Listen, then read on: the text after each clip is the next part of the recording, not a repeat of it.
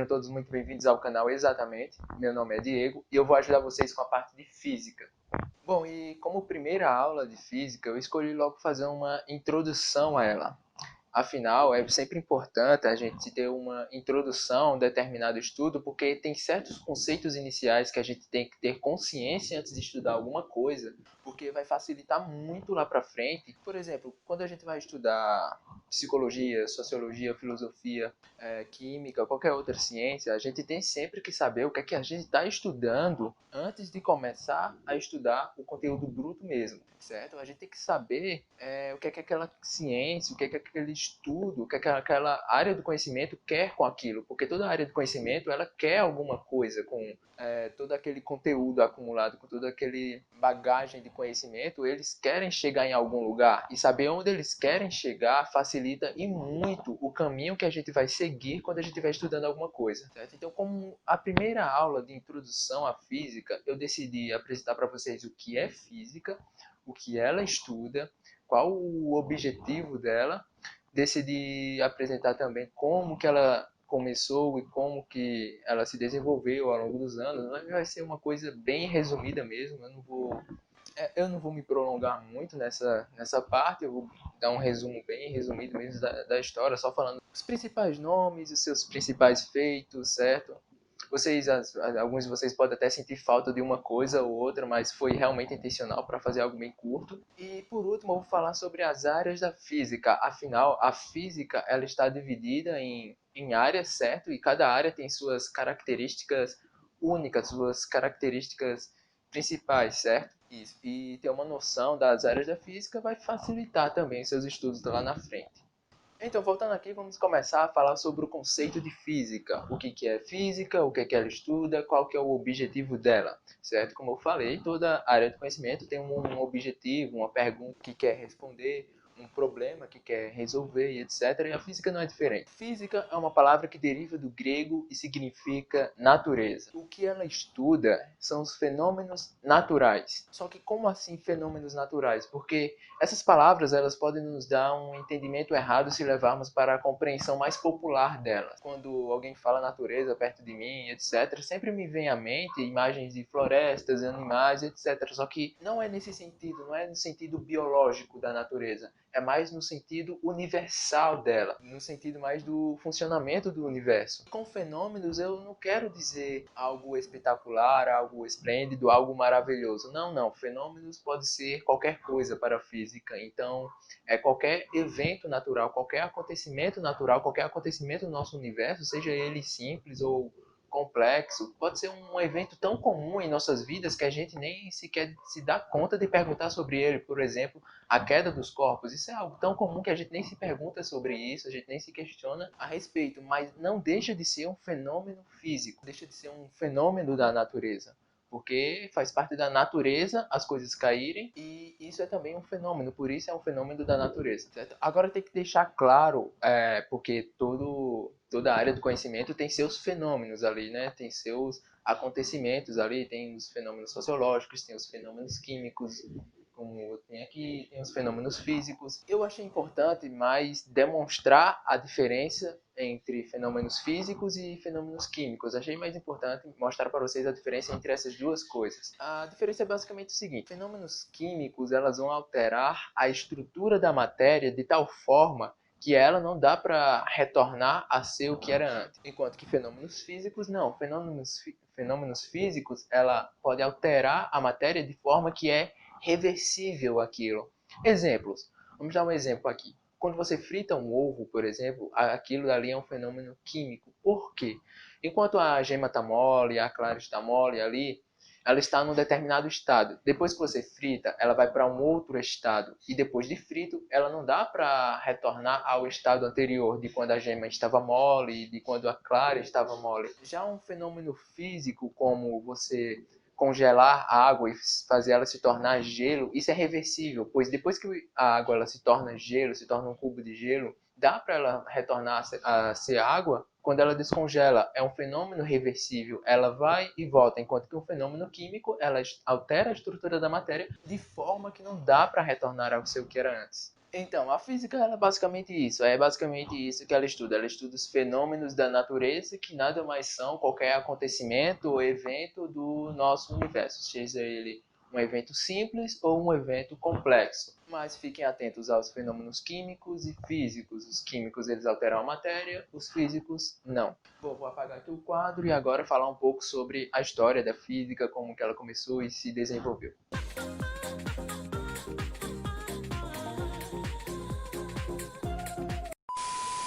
Enfim, voltando aqui com a história da física, cara, vamos apresentar aqui para vocês como que tudo começou. Bom, lá para antigamente, bem antigamente, as pessoas já estavam cientes de que os fenômenos da natureza, eles eram regulares. Elas viam os eventos, viam o que aconteciam e etc. E já tinham noção que aquilo dali era regular, que não era aleatório. Entende? Que as coisas não aconteciam por acaso. As coisas tinham uma causa e um efeito. Certo? Seguiam um determinado padrão que podia ser previsível. E o que elas fizeram? Bom, elas tentaram explicar esses fenômenos, o que elas viam, esses acontecimentos, utilizando mitologias, deuses, mitos e etc. Um exemplo bem claro é, por exemplo, o eclipse lunar. Diziam que um monstro tentava engolir o Sol e por isso é que acontecia o eclipse lunar. E isso era visto como um sinal de mau presságio. E diversas explicações, segundo mitologias e etc., foram feitas. Até que surgiu uma galera aí que tentou explicar esses fenômenos sem utilizar mitologia, sem utilizar explicações místicas que envolvessem o sobrenatural. Eles tentaram explicar esses fenômenos utilizando a razão. E por isso foram chamados de filósofos da natureza. Recusaram, rejeitaram a ideia dos mitos, dos deuses, etc., e adotaram a razão como instrumento para alcançar a verdade acerca desses fenômenos naturais. E como primeiros filósofos da natureza que eu gostaria de citar aqui, dois deles, como um só que eu vou citar, é Leucipo e Demócrito, certo? Enfim, Leucipo e Demócrito eles começaram a tentar explicar a natureza segundo a sua estrutura, do que as coisas são feitas. Bom, e qual que foi a ideia de Leucipo e Demócrito para explicar a estrutura da natureza? Bom, eles pensaram, cara, se a gente pegar um objeto, não sei, um apagador como esse aqui, e for dividindo ele na metade, e for dividindo, sempre na metade, chegaríamos numa determinada partícula, num determinado objeto com um determinado tamanho que não dá mais para ser divisível. Ou seja, chegaríamos numa determinada partícula fundamental, da qual, a partir dela, não dá para encontrar outras partículas menores e de que ela não é constituída de mais nenhuma outra partícula, mas é ela quem constitui todo o resto da natureza. Chegaríamos a um limite como esse? Bom, eles pensaram que sim, chegaríamos sim a um limite, chegaríamos a essa tal partícula fundamental, essa partícula primordial, formadora de todas as cores. Formadora de todas as coisas. E eles deram um nome para essa partícula, certo? Eles chamaram essas partículas de átomos, e é daí que vem a teoria do atomismo. E o significado da palavra átomo é indivisível. Tomo significa divisível e A é uma negação, dizendo que ela é indivisível, pois a partir dela não dá para encontrar nenhuma outra partícula menor. O próximo da nossa lista agora é Aristóteles, o que é um cara muito famoso, vocês já devem conhecer ele. Então, a contribuição de Aristóteles para a nossa história aqui, para a nossa história da física, é basicamente o seguinte. Ele seguiu as ideias de Empédocles a respeito de uma ideia dos quatro elementos. Sabe aquela ideia de Leucipo e Demócrito, que todas as coisas seriam formadas a partir de átomos? Bom, essa ideia é parecida. Essa ideia de Aristóteles dos quatro elementos, fogo, água, terra e ar, ela diz que toda a matéria que a gente observa no universo, todos os objetos, nós, os objetos inanimados, sem vida e etc., tudo é formado com frações desses quatro elementos, certo? Uma determinada porcentagem disso, uma determinada porcentagem daquilo, uma parte disso, uma parte daquilo. E essa teoria de Aristóteles, ela, naquela época, ela conseguia explicar muito bem diversos fenômenos da natureza. As pessoas acreditaram nessa teoria durante muito tempo mesmo. Bom, e essa teoria de Aristóteles, ela apresenta uma determinada hierarquia entre esses 4 elementos que vão do mais baixo ao mais alto, certo? E em ordem eles ficam assim.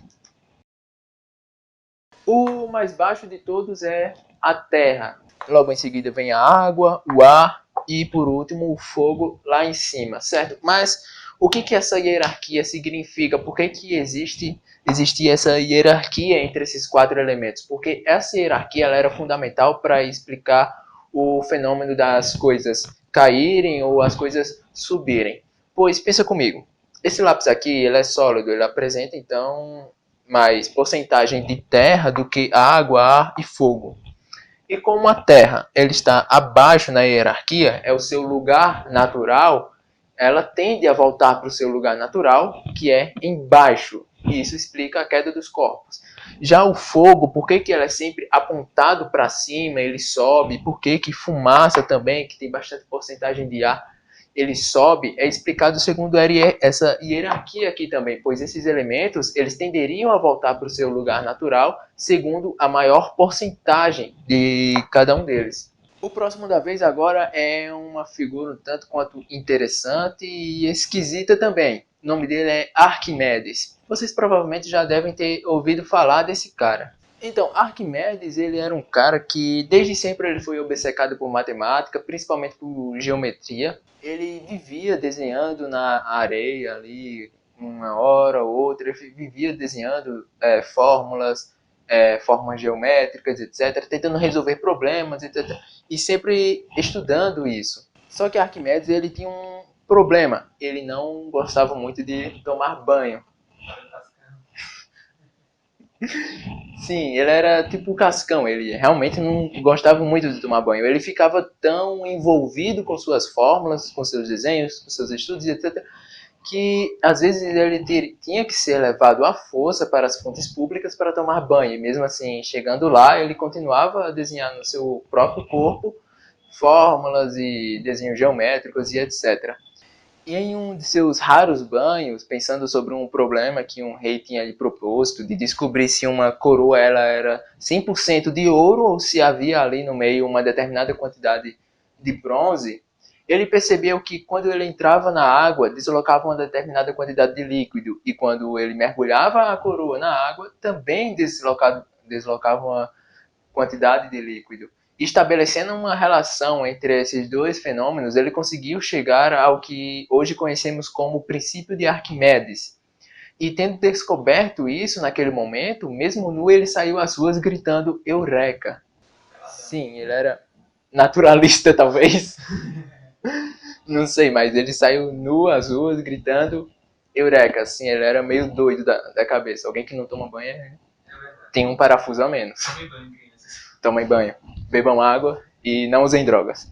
Depois dessa impactante e desnecessária informação acerca de Arquimedes, vamos para o próximo personagem da nossa lista, Galileu Galilei. Bom, Galileu Galilei é considerado o pai da física moderna por introduzir a matemática à física, pois até então a física ela era mais conceitual. Não haviam cálculos nem previsões de fenômenos acerca de cálculo, certo? Não tinha matemática ali no meio. Então, se você odeia física por ter cálculo ali no meio, bom, culpe Galileu Galilei, por isso ele é o culpado. Bom, uma outra contribuição de Galileu Galilei foi em estabelecer as primeiras noções da lei da inércia, certo? Que vem a dizer que um corpo em repouso tende a permanecer em repouso e um corpo em movimento tende a permanecer em movimento, até que haja ali uma força contrária que altere o seu estado, certo? Ele fez isso com um experimento lá tinha basicamente uma rampa de madeira, que ele soltava uma bolinha de um lado, a bolinha vinha, subia do outro lado na rampa, daí ele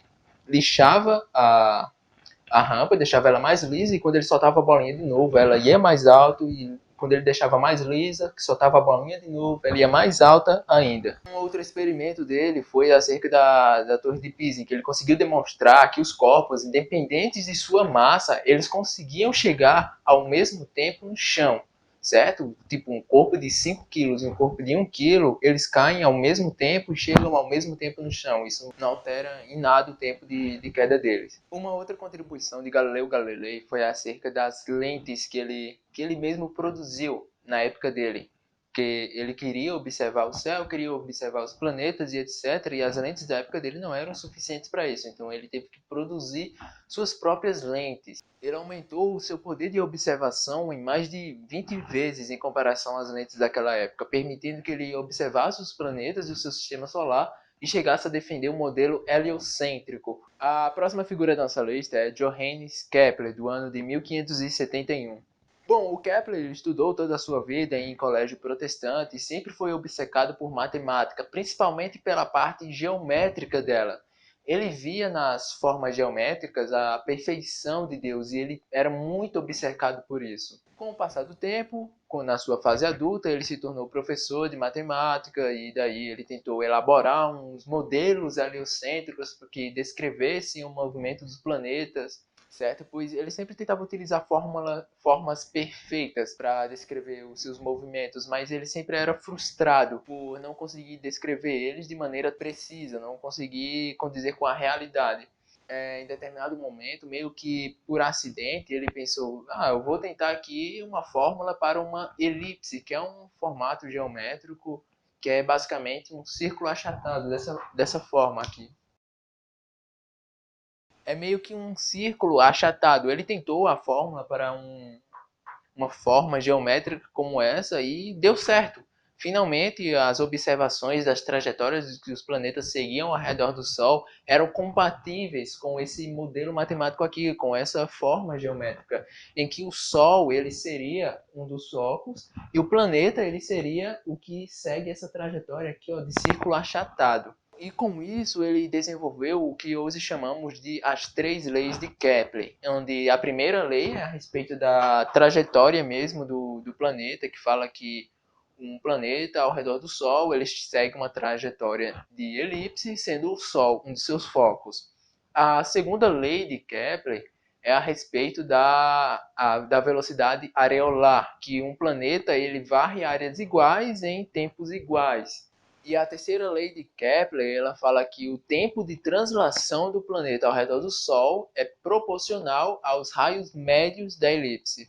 Bom, vocês não precisam compreender agora essas três leis de Kepler, pois posteriormente vamos ver com mais detalhes na aula de gravitação universal. Eu vou poder apresentar para vocês as fórmulas, vou apresentar para vocês mais desenhos, vocês vão essas definições que eu dei, elas vão fazer mais sentido na aula de gravitação universal, mas só para vocês terem uma ideia dessas três leis, eu citei elas aqui, beleza?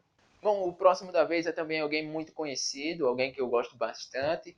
O nome dele é Isaac Newton. Vocês com certeza já devem ter ouvido falar dele.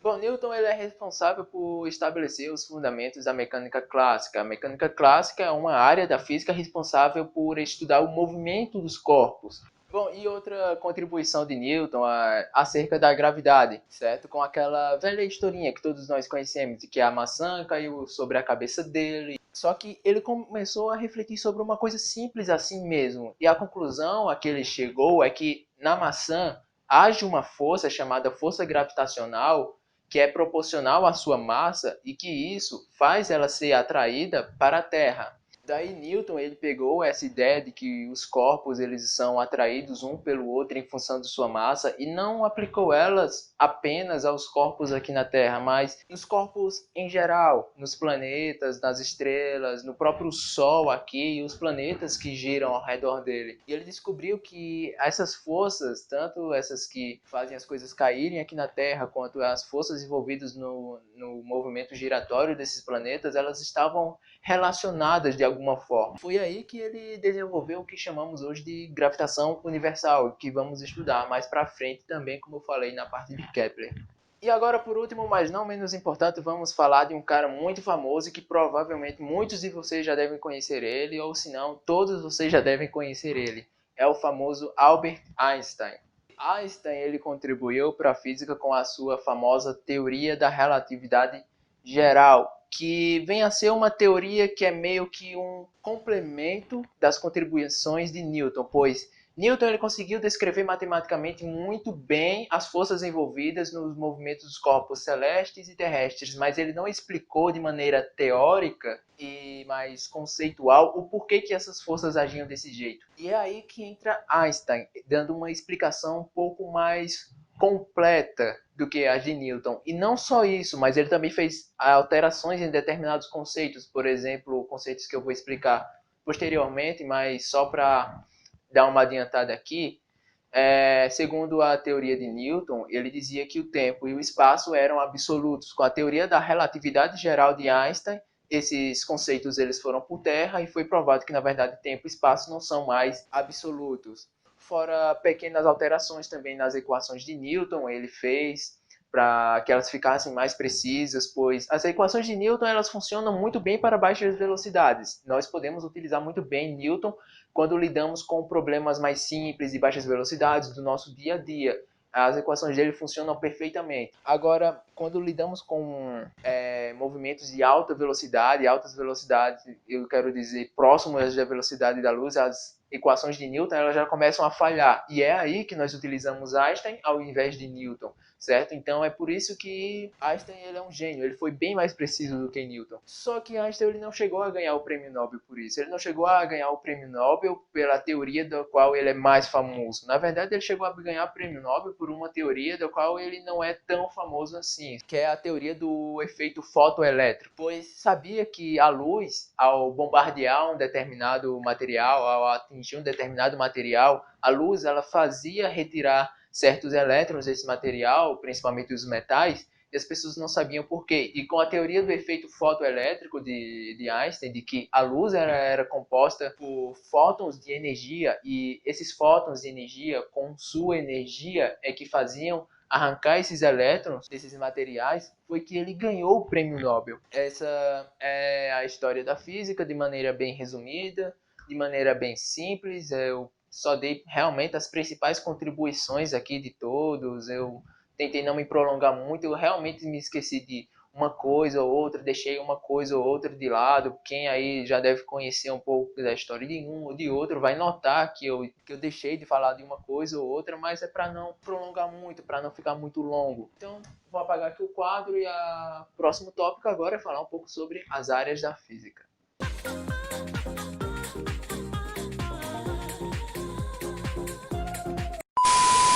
Então, voltando aqui agora com o último tópico, vamos falar agora sobre as áreas da física. Só que antes de falar sobre cada uma delas, certo? Que eu vou apenas dar um conhecimento superficial. Em detalhes nós vamos ver depois cada uma delas, certo? Mas antes de entrarmos nisso, deixa eu explicar uma coisa.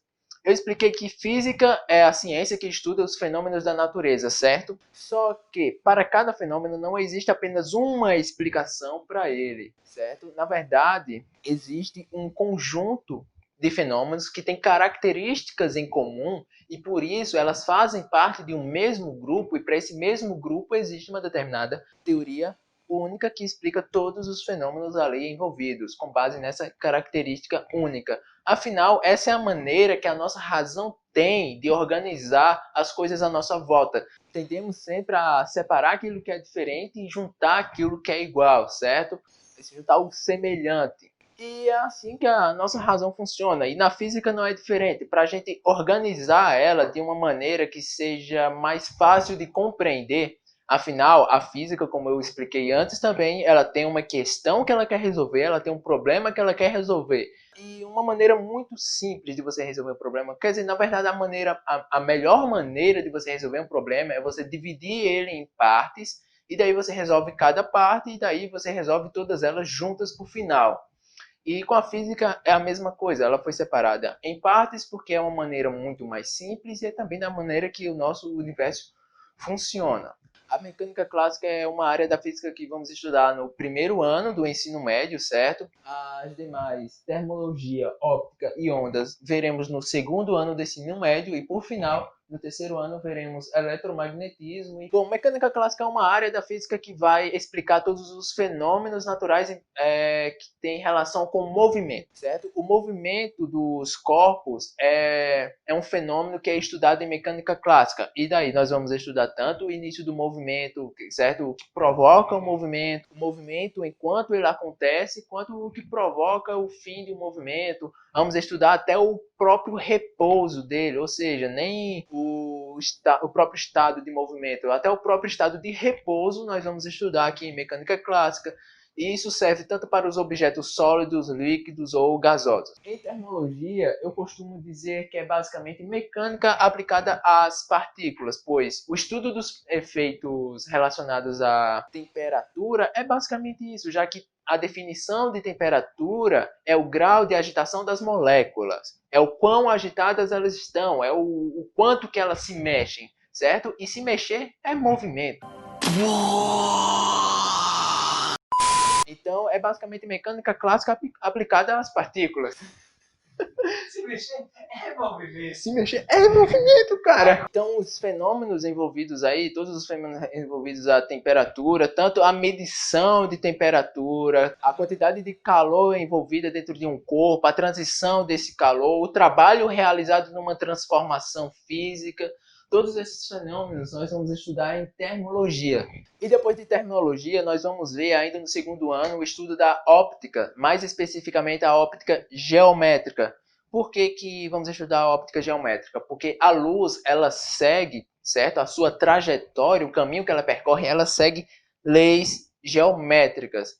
Leis geométricas que são previsíveis. E é isso que vamos estudar em óptica geométrica. E para essa área aí estão envolvidos os fenômenos de reflexão, de refração, né? Na refração nós vamos estudar as lentes, por exemplo, vamos estudar não só as lentes com determinados formatos diferentes, mas lentes planas mesmo. Na reflexão vamos estudar também reflexões em superfícies planas, superfícies curvas, que é quando ela bate e volta, ou seja, espelhos. Vamos estudar a própria visão também. E depois de estudarmos óptica, vamos estudar as ondas, que também estudamos isso aí no segundo ano. E ondas são basicamente a propagação de energia cinética por meio de pulsos periódicos, certo? Essas ondas elas podem ser mecânicas, ou seja, dependem de um meio, é aquela onda que você pode fazer numa corda, ou ondas sonoras, são ondas mecânicas também.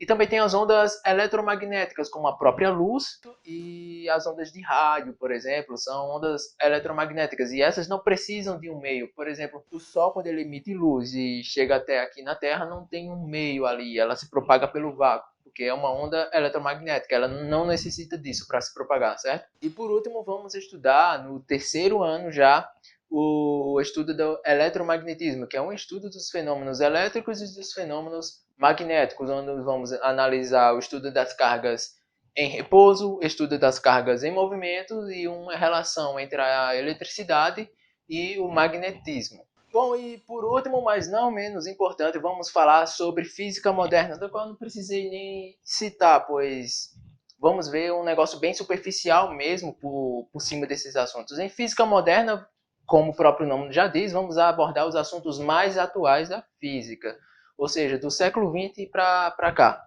Enfim, galera, o vídeo é basicamente esse, eu espero que vocês tenham gostado. Gostado? Gostado é peso, né? Eu espero que vocês tenham gostado do vídeo e física é basicamente isso, velho. É o estudo dos fenômenos da natureza. É tentar compreender como que esses fenômenos acontecem. É tentar compreender o mecanismo por trás da natureza. Esse é o papel de um físico. E se você gostou desse vídeo, não esqueça de deixar o seu like, não esqueça de comentar, não esqueça de compartilhar. A nossa rede social vai estar aparecendo aqui embaixo, não esqueça de seguir, certo? E por hoje é só. Até a próxima.